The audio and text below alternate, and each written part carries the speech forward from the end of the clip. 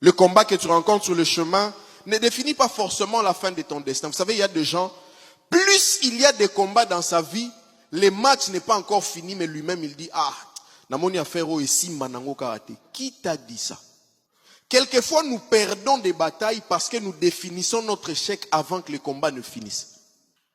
Dieu t'a laissé t'exercer pour déployer ton potentiel, mais quand tu rencontres une difficulté, tu déclares toi-même que tu as échoué. Or, l'homme est tel les pensées de son cœur. Si tu déclares que tu as échoué, Dieu ne va pas te donner la victoire. Alléluia. Que les faibles disent, c'est parce que les faibles disent je suis fort que Dieu déploie sa force dans le faible.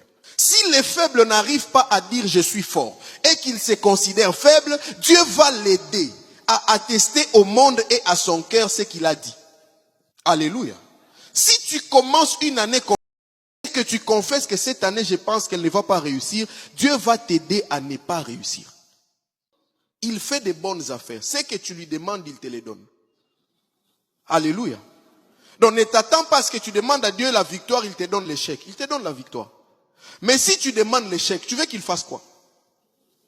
Il te donne l'échec. Alors quand tu rencontres des oppositions sur ton chemin, quand tu rencontres des combats sur ton chemin, définis la victoire avant que les combats ne commencent.